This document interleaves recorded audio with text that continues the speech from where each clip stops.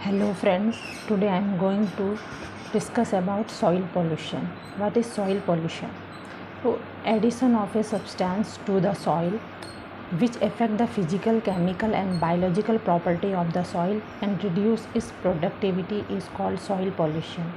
Soil में कुछ ऐसे सब्सटेंस का ऐड हो जाना जो उसकी फ़िज़िकल, केमिकल और बायोलॉजिकल प्रॉपर्टी को चेंज कर दे एंड रिड्यूस इट्स प्रोडक्टिविटी और उसकी जो फर्टिलिटी उपजाऊ क्षमता है उसे कम कर दे, इसे कहते हैं सॉइल पॉल्यूशन। तो हमारे पास इसमें क्या है, सोर्सेस ऑफ सॉइल पॉल्यूशन कौन कौन से सोर्स हैं जिनके कारण सॉइल पॉल्यूशन होता है।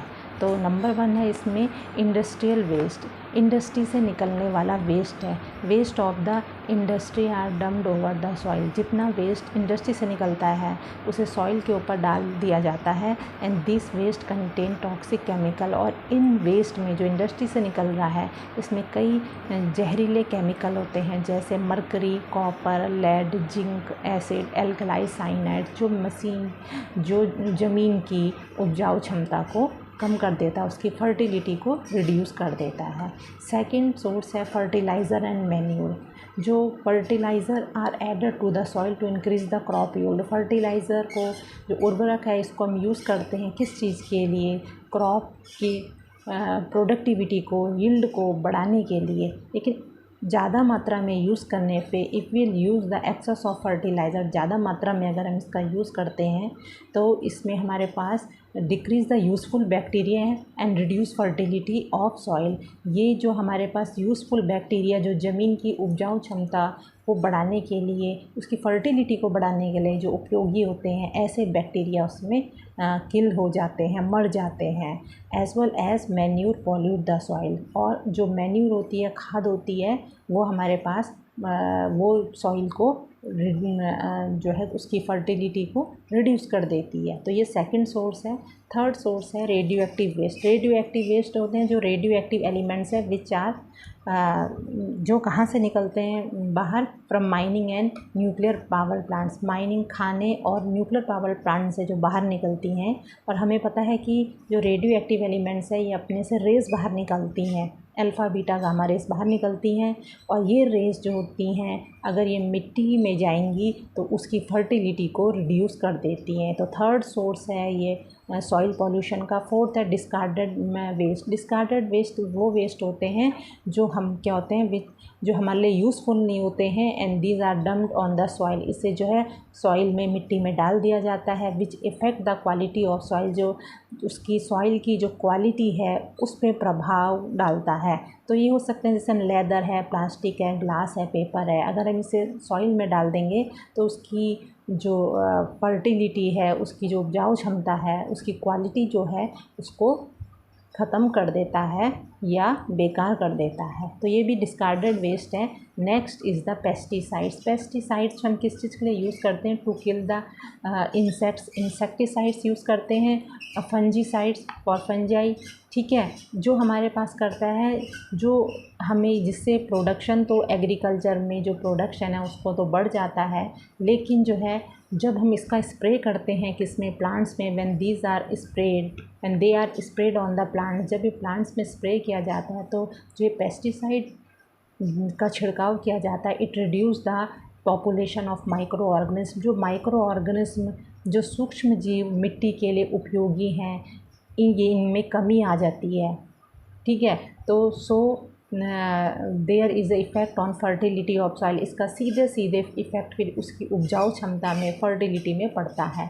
एसिड रेन जो एयर पॉल्यूशन के कारण होती है, यदि ये एसिड रेन होती है और ये एट लास्ट अगर ये ज़मीन में आती है एसिड रेन, तो ये ज़मीन की क्वालिटी को डिग्रेड कर देती है, उसकी उपजाऊ क्षमता को कम कर देती है।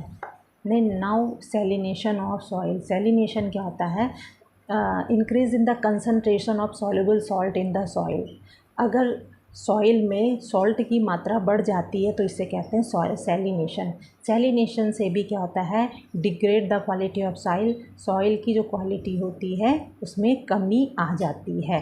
तो क्या कारण है, कॉज ऑफ द सैलिनेशन क्या कारण है, जिसके कारण सैलिनेशन होता है। Salt from the lower layer move up by the capillary action in summer and deposit on the surface. जो सॉल्ट है जो हमारे उसमें क्या होता है, ज़मीन के अंदर होता है, कैपिलरी एक्शन के थ्रू ये ऊपर आता है और ज़मीन की ऊपरी लेयर में क्या होता है, ये इकट्ठा अपर लेयर में जो होता है ये सॉल्ट ये कलेक्ट हो जाएगा वहाँ पे। और उसको अगर सॉल्ट ज़्यादा मात्रा में होगा तो वहाँ पे जो पेड़ पौधे होंगे वो पनप नहीं पाएंगे। तो excessive use of alkaline fertiliser such as a sodium nitrate cause salination of soil. अगर हम फर्टिलाइज़र यूज़ कर रहे हैं एल्कलाइन फर्टिलाइज़र जैसे सोडियम नाइट्रेट, तो ये भी कारण है जिस सॉइल में सॉल्ट की मात्रा बढ़ा देता है, जो एक फर्टिलिटी के लिए, ज़मीन के लिए ज़्यादा मात्रा में सॉल्ट का होना ठीक नहीं है। Now how we can control the soil pollution. कैसे हम कंट्रोल कर सकते हैं सॉइल पॉल्यूशन को। Number 1, by recycling paper, glass, plastic. ठीक है, हम जो है क्या कर सकते हैं, जैसे पेपर है, ग्लास है, प्लास्टिक को, इसे रिसाइकलिंग के लिए दे दिया जाए, बजाय मिट्टी में फेंकने के हमें इसे रिसाइकलिंग पर्पस दे देना चाहिए और सॉइल पॉल्यूशन इससे रोका जा सकता है। Animal and agriculture waste can be used for production of biogas. ठीक है, जो एनिमल वेस्ट है, गोबर है, एग्रीकल्चर वेस्ट है, पत्तियां हैं, ये सारी सूखी पत्तियां हैं, इनको बायोगैस के प्रोडक्शन के लिए उपयोग किया जा सकता है, बजाय ऐसे ही फेंकने के मिट्टी में। नेक्स्ट है by using bio fertiliser instead of chemical fertiliser. Chemical fertiliser की जगह हमें बायो फर्टिलाइज़र यूज़ करना चाहिए। ऐसी उर्वरक, ऐसी खाद हमें यूज़ करनी चाहिए जो घर में बनी हो। ठीक है, घर में बना के भी अपने आप से हम बना सकते हैं, बजाय ऐसे फर्टिलाइज़र जिसमें केमिकल मिला हो, क्योंकि केमिकल मिट्टी की फर्टिलिटी को ख़त्म कर देता है।